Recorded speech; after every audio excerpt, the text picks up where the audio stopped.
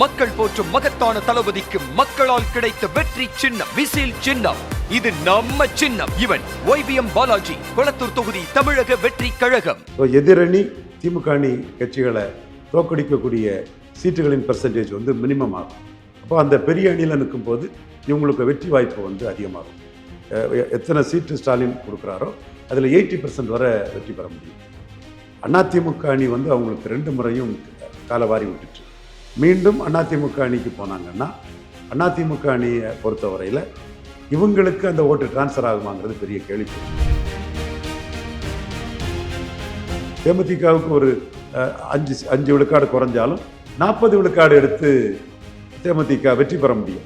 So வெற்றி வாய்ப்புங்கிறது தேமுதிகவும் சேரும்போது ஏற்கனவே பெரிய அணியாக இருக்கக்கூடிய திமுக அணியில் தேமுதிகவும் சேர்ந்து பெரிய அணி ஆகிறது தான் அந்த வெற்றி வாய்ப்புங்கிறத அவங்களுக்கு உறுதிப்படுத்தி கொடுக்கும். அன்புமணி கூட்டணி அவருக்கு முக்கியம்.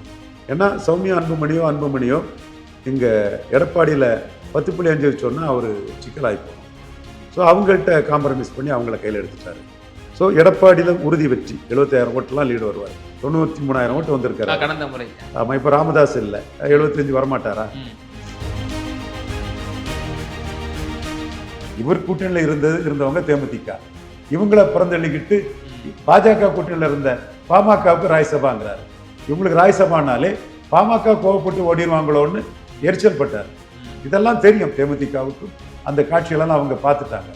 ஸோ இந்த வகையில் தேமுதிகவுக்கு வெற்றி கூட்டணின்னா 2016ஆம் ஆண்டு நான் சொன்ன மாதிரி சொல்கிறேன், திமுக கூட்டணி தான்.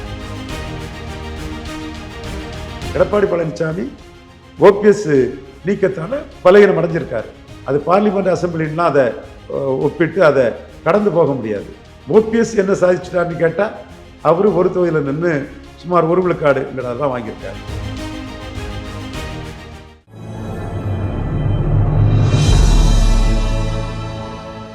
தமிழ் நியூஸ் நேயர்களுக்கு வணக்கம். இன்றைய நேர்காணலில் நம்மோடு இருந்திருப்பவர் மூத்த அரசியல் விமர்சகர் மற்றும் வழக்கறிஞர் திரு ரவீந்திரன் துரைசாமி சார். சார் வணக்கம். வணக்கம் சார். இப்போ நீங்கள் தொடர்ந்து சொல்லக்கூடிய ஒரு கருத்து என்பது MK ஸ்டாலின் அவர்களுக்கு கொடுக்கறது MP post, MLA post, seat conversion capacity அவருக்கு அவ்வளோ சூப்பராக இருக்குது, அவருக்கு நிகரான தலைவரே இல்லை அப்படின்ற மாதிரி தொடர்ந்து நீங்கள் 19 எலெக்ஷன்லேருந்து சொல்லிட்டு வரீங்க. இப்போது கூட்டணி இன்னும் முழுமையாகாத தன்மையாக இன்னும் சில கட்சிகள் இன்னும் இருந்துகிட்டு இருக்கிறது நம்ம பார்க்க முடிகிறது. பிப்ரவரி இறுதியில் முடிவாகும் என்று எதிர்பார்க்கப்படுகிறது. முதல்ல நான் தேமுதிகலேருந்து ஆரம்பிக்கிறேன். தேமுதிக அம்மையார் பிரேமலதா அவர்கள் என்ன முடிவெடுப்பதற்கான வாய்ப்புகள் இருக்கு? திமுக கூட்டணி போகக்கூடிய வாய்ப்புகள் தான் அதிகம். ஏன்னா திமுக கூட்டணியில் போனால் ஏற்கனவே பலத்தோடு இருக்கக்கூடிய கூட்டணியில் மேலும் அவங்க சேரும்போது அந்த கூட்டணி பலம் அதிகரிக்கும். அப்போ அந்த கூட்டணிக்கு ஸ்ட்ரைக்கிங் ரேட்டும் அதிகமாகும். ஸோ எதிரணி திமுக அணி கட்சிகளை தோற்கடிக்கக்கூடிய சீட்டுகளின் பெர்சன்டேஜ் மினிமம் ஆகும். அப்போ அந்த பெரிய அணியில் நிற்கும் போது இவங்களுக்கு வெற்றி வாய்ப்பு அதிகமாகும். எத்தனை சீட்டு ஸ்டாலின் கொடுக்குறாரோ அதில் 80% வரை வெற்றி பெற முடியும். அதிமுக அணி அவங்களுக்கு 2 முறையும் காலவாரி விட்டுட்டு 19லேயும் ஒரு சீட்டு ஜெயிக்கல, 24லேயும் ஒரு சீட்டு ஜெயிக்கல. மீண்டும் அதிமுக அணிக்கு போனாங்கன்னா அதிமுக அணியை பொறுத்தவரையில் இவங்களுக்கு அந்த ஓட்டு டிரான்ஸ்ஃபர் ஆகுமாங்கிறது பெரிய கேள்விக்குறி. கள்ளக்குறிச்சி, நாமக்கல், விழுப்புரம், சிதம்பரம் இங்கெல்லாம் 35 விழுக்காடு வாக்கு மேலே எடுத்த ரெட்டையில் தன்னுடைய வாக்கை டிரான்ஸ்ஃபர் பண்ணி கடலூரில் ஒரு 10 விழுக்காடுக்கு குறைவாக தான் இவர் முரசு சின்னம் எடுத்தது. அப்போ ஒரு 8-10 விழுக்காடு குறைவுன்னா எப்படி சீட் கன்வெர்ட் ஆகும்? இந்த அணியே பலத்தின் அடிப்படையில் 35 விழுக்காடு தான் வருது. சரி, ஒரு 38 விழுக்காடு வரணும் கூட தாராளமாக போட்டுக்குவோம். ராமதாஸுக்கு 1, OPSக்கு 1, மற்றபடி எல்லாம் பொருந்தா கூட்டணியாக 1 போடு, 38 மேக்சிமம் சும்மா லிபரலாக போடுவோம். அந்த 38ன்னு வரும்போது தேமுதிக ஒரு 5-6 குறைஞ்சி 33 விழுக்காடு தான் எடுக்கும். அப்போ 33 விழுக்காடு ஓட்டு வச்சு எப்படி ஜெயிக்க முடியும்? அதே வேளையில் திமுக அணி இன்னைக்கு 45 விழுக்காடுக்கு மேலே இருக்குது. தேமுதிகவுக்கு ஒரு 5 விழுக்காடு குறைஞ்சாலும் 40 விழுக்காடு எடுத்து தேமுதிக வெற்றி பெற முடியும்.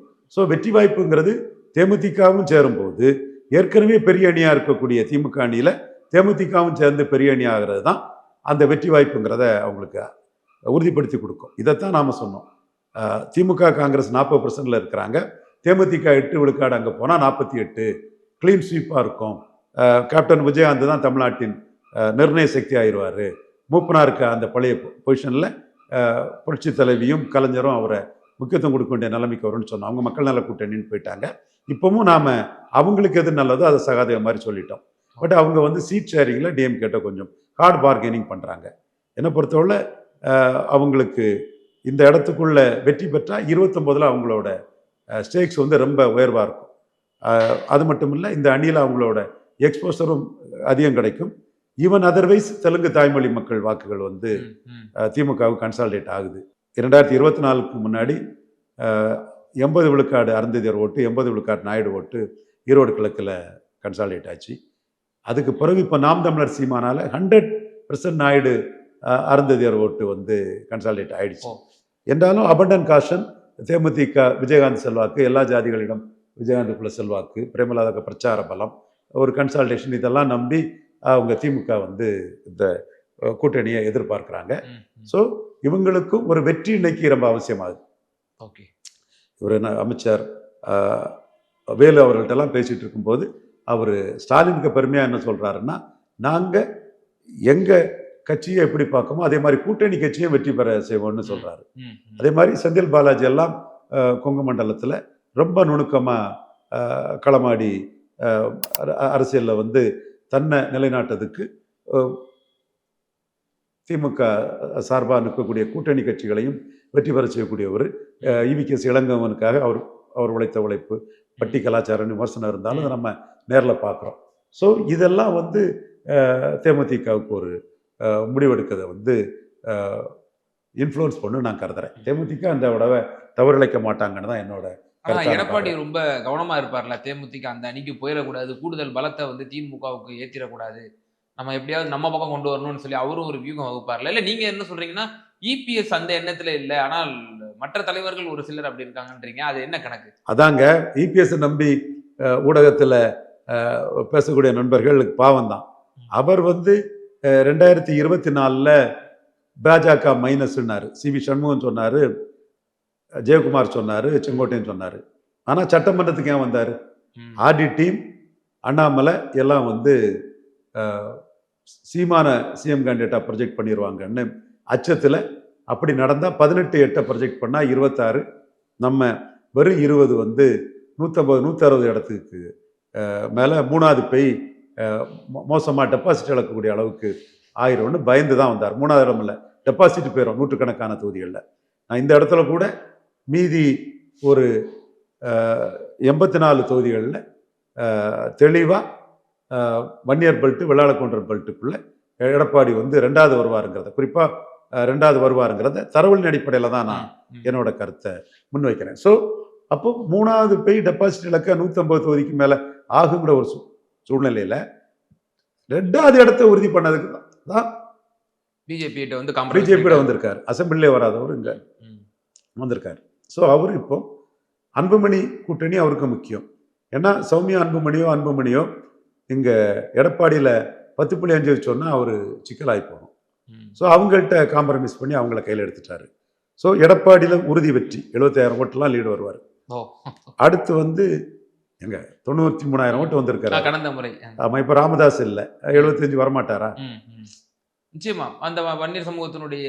அது மட்டும் இல்லை, வெள்ளாளக்கொன்ற விவசாயிகளுக்கு மட்டும் இல்லை, வன்னியர் விவசாயிகளுக்கும் அந்த நீர்ப்பாசன இதில் நல்லா பண்ணியிருக்காருன்னு அங்கே உள்ள நாடார்களே சொல்கிறாங்க. ஐயா எடப்பாடி பழனிசாமி ஐயா, ரவீந்திரன் துரைசாமி சொன்னால் அதில் உண்மை இருக்கும், நேர்மை இருக்கும், நாணயம் இருக்கும், நாளைக்கு அவன் சொல்கிறது கரெக்டாக வரணும்னு சொல்லுவான். ஐயா மற்றவங்கள மாதிரி கிரெடிபிலிட்டியை பற்றி கவலைப்படாமல் வாய்க்கு வந்ததை அடிச்சு விடக்கூடிய உங்கள் ஆதரவாளர்கள் மாதிரி இல்லையா? நான் உண்மையை சொல்லுவேன், இதுவரை நம்ம சொன்னது 10 கட்டு கரெக்டாக தான் இருக்கும். ஸோ அவர் வந்து எடப்பாடியில் வெற்றியை உறுதி பண்ணிக்கிட்டார். பாமக கூட்டணி மூலமாக தருமபுரி சேலத்தில் சீட்டு வரும், விழுப்புரம் சிதம்பரத்தில் சீட்டு வரும், கள்ளக்குறிச்சி நாமக்கல். சப்போ அவர் எப்படியும் ஒரு எதிர்கட்சி தலைவருங்க அந்தஸ்தை பாமக அன்புமணி மூலமாட்டும், CV சண்முகம், KP முனுசாமி, அன்பழகம், வீரமணி, இந்த வன்னியர் தலைவர்கள் இவங்களோட ஆதரவு மூலமாட்டும் தெளிவாக வந்து அவர் அதை உறுதிப்படுத்திக்குவார். ஸோ பிரமுக நாட்டு இவர் வேலுமணி, தங்கமணி, விஜயபாஸ்கர், ஹெல்த் விஜயபாஸ்கர், விராலிமலை இவங்கெல்லாம் ஜெயித்து வந்துட்டு அவர் எதிர்கட்சி தலைவராக இருக்கிறதுக்கு நமக்கு போகுதுன்னு தான் அவர் நினைக்கிறாரு. அப்போ அந்த சூழ்நிலையில் பாமகவா தேமுதிகவானா அவருக்கு பாமக தான் தேவை. ஓகே, இவர் கூட்டணியில் இருந்தவங்க தேமுதிக, இவங்கள புறந்தள்ளிக்கிட்டு ம். பாஜக கூட்டணியில் இருந்த பாமகவுக்கு ராஜ்யசபாங்கிறாரு. இவங்களுக்கு ராஜ்யசபானாலே பாமக கோவப்பட்டு ஓடிடுவாங்களோன்னு எரிச்சல் பட்டார். ம். இதெல்லாம் தெரியும் தேமுதிகவுக்கும். அந்த காட்சிகளெல்லாம் அவங்க பார்த்துட்டாங்க. ம். ஸோ இந்த வகையில் தேமுதிகவுக்கு வெற்றி கூட்டணின்னா 2016ஆம் ஆண்டு நான் சொன்ன மாதிரி சொல்கிறேன், திமுக கூட்டணி தான். அதில் நான் வெளிப்படையாக தான் சொல்கிறேன். அதே வேளையில் அவங்க அதிக சீட்டு இங்கெல்லாம் கொண்டு சொன்னால் கூட பாஜகவில் 4 பேர் சொல்லுவான், அவனுக்கு ஒன்றும் அதிகாரம் இல்லை. எடப்பாடி கட்டையை போட்டுருவார். அவருக்கு பாமக தான் முக்கியம். ஓகே. அதனால தான் முதல்லயே அன்புமணி அவர் வந்து தக்க வச்சுக்கிட்டாருங்கிற ஒரு உண்மை கருத்தை உண்மை. சொன்னீங்க. இப்போ அடுத்தபடியா பன்னீர்செல்வம் அவர்கள் ரொம்பவே இன்னும் முடிவெடுக்காம காலம் தாழ்த்திக்கிட்டே இருக்கிறாரு. தேர்தலும் நெருங்க போகுது. என்ன முடிவெடுப்பார்? நீங்க தொடர்ந்து பன்னீர்செல்வத்துக்கு ஒரு ஸ்டேச்சர் இருக்குது. அவர் வெளியே போறதுனால 13 விழுக்காடு வாக்கு அதிமுக இழந்திருக்கு. ஓகே. 13 விழுக்காடு வாக்கு அதிமுக இழந்திருக்குன்னா அதுலேயும் ஒரு 2 விழுக்காடு வாக்கு வன்னியர்கள்ட்ட இருந்து, அதாவது ஹோல் தமிழ்நாட்டில் 2 விழுக்காடு வரும். வன்னியர் பெல்ட்டுக்குள்ள 5 விழுக்காடு வரலாம். எடப்பாடி பழனிசாமி வந்து உயர்ந்திருக்காரு. அப்படி உயர்ந்த பிறகும் தமிழக அளவில் 13 விழுக்காடு ஓட்டு அதிகம். அப்போ 15 விழுக்காடு ஓட்டை அவர் இழந்திருக்கிறாரு பேஸ் ஓட்டில். அதில் 10.5ஆல் 2 விழுக்காடு ஓட்டு உயர்ந்திருக்காரு.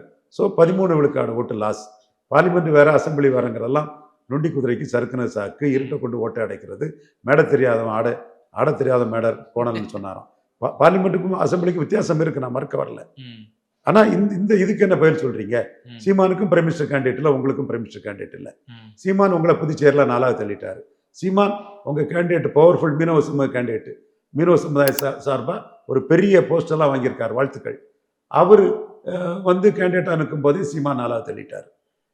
காரணம் பறையர், பறவர், முக்குவர், சாம்பவர் போன்ற நான் பெனிஃபிஷரி காஸ்ட் ஆஃப் ஏடிஎம்கே சீமானை நோக்கி போகிறாங்க. விளவங்கோடு இடைத்தேர்தலில் உங்களை 4வது தள்ளிட்டார். 2019 இப்படி ஒரு நிலைமையாக இருந்தது மக்களவைத் தேர்தலோட. அடுத்து தென் மாவட்டத்தில் உங்கள் 7 வேட்பாளரோட சீமானுக்கு 10 வேட்பாளருக்கு 30,000 ஓட்டு அதிகம். இதை எந்த ஊடகவியலாளராக பேசியிருக்கானா? சார் நான் நியாயத்தை பேசுகிறேன் சார். சீமான நாடார், ரவீந்திர சாமி நாடார்னா இல்லை சார் நியாயம். நான் சொல்றதுல தரவு இருக்கா, உண்மையா இருக்கா, அதை நீ பாருங்க. ஸோ அப்போ எடப்பாடி பழனிசாமி ஓபிஎஸ் நீக்கத்தால பலகீனம் அடைஞ்சிருக்காரு. அது பார்லிமெண்ட் அசம்பிளின்லாம் அதை ஒப்பிட்டு அதை கடந்து போக முடியாது.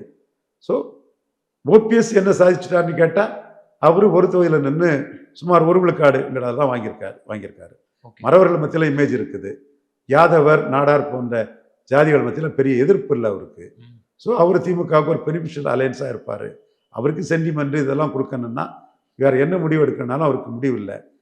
இது எடப்பாடி இவர் தோத்த பிறகு தன்னை தூக்கி போட்டுருவாரோன்னு அச்சப்படுறாரு. தாவேக்கா அதிகாரத்தை கொண்டு வராது, வேலைக்காகாது. ஸோ அவர் திமுகவுக்குள்ள கடைசி நேரத்தில் போகிறது தான் சரியாக இருக்கும்னு பார்க்குறேன். ஸோ அவர் தான் முடிவெடுக்கணும். ஸ்டாலின் விரும்புகிறாருன்னு தெரியுது. இப்போ நீங்கள் சொல்கிறதெல்லாம் பார்க்கும்போது அப்போ தென் தமிழகத்தில் இனி அதிமுக எமர்ஜே ஆகாது அப்படிங்கிற மாதிரி நீங்கள் சொல்கிறீங்களா சார்? அதான் சீமானும் எமர்ஜ் ஆகாத வரையில் யார் யாரெல்லாம் எடப்பாடிக்கு எதாவது திருப்ப முடியுமோ, முக்குலத்தோர், நாடார், தேவேந்திர குல வேளாளர்னு பிராமணர்கள்னு ஸ்கெட்சு போட்டு தன்னோட அரசியலை பண்ணுறார். சார் இப்போ அடுத்தபடியாக மருத்துவர் ராமதாஸ் ஐயா அவர்கள் அவர் டிஎம்கே ஆப்ஷனை விரும்புகிறாரு. டிஎம்கேக்கு தருமபுரியை தவிர அவரை வச்சு வேறு பிரயோஜனம் இல்லை. தருமபுரியில் அந்த ஓட்டெல்லாம் வந்து ஸ்டாலின் எதிர்ப்பு ஓட்டை ஆக்கி விட்டது அவர் தான். ஓகே. அன்புமணி வந்து ஸ்டாலினோட பெரிய திறமையான முதல்வர்னு அவர் தான் அந்த தப்பை பண்ணார். கலைஞரே அப்போ அவர் தான் சிஎம் கேண்டிடேட்டாக நின்னார், ஸ்டாலினை முன்னிறுத்தலை. இவர் வந்து கேடர்ஸ் மத்தியில் அன்புமணி வாங்கி முன்னால் பாராட்டப்பட்டவர், திறமையான முதலமைச்சர் வேட்பாளர்னு சொல்லி அவர் அதை பண்ணி அந்த ஓட்டர்ஸை வந்து ஆன்டி ஸ்டாலின் ஆக்கிட்டாப்புல. அதுவே ஒரு சிக்கல். 2வது திருமாவளம் வெற்றி பெறா இருக்காப்புல. ஸோ ஸ்டாலினும் வந்து ப்ரோ வன்னியர் தான் பண்ணுவார். வன்னியர் கேண்டிடேட்டை இன்க்ரீஸ் பண்ணுவார். தருமபுரி, பாப்பிரெட்டிப்பட்டி, பெண்ணகரம் போன்ற டஃப்பான தொகுதிகளில் ஒரு ஜெயகுருக்க மகள் விருதாம்பிகைக்கு ஒரு சீட்டை கொடுக்க பற்றி கன்சிடர் பண்ணலாம். அதில் அருள், ஜி.கே. மணி போன்றவங்கலாம் உதயசூரியனில் போனால் கன்சிடர் பண்ணலாம். ஓகே.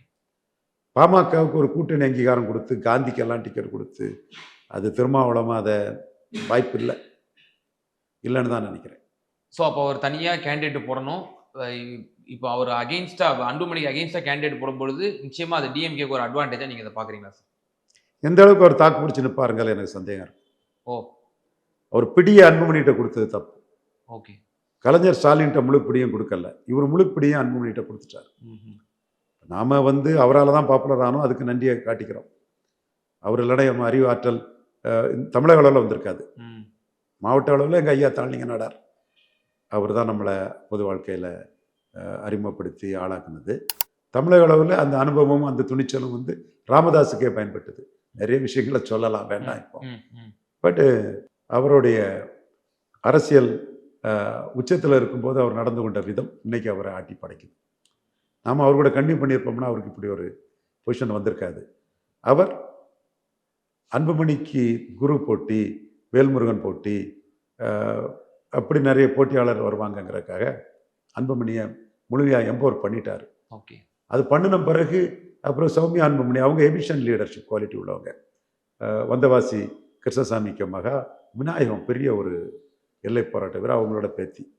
ஸோ அவங்க ஒரு முக்கியத்துவம் வரும்போது அதுக்கு எதிராக போய் நிற்கிறது, அதில் பிரச்சனை பண்ணுறதுங்கிறது அன்புமணி தரப்பு ரொம்ப தெளிவாக ஆன்டி டிஎம்கே ஸ்டாண்ட் எடுத்து ஆதரவாளர்களை கையில் எடுத்து கட்சி நிர்வாகிகள் அதிகம், தேர்தல் ஆணையம் பாஜக தரப்பு எல்லாத்திலும் அவளை ஏறி போயிட்டாங்க.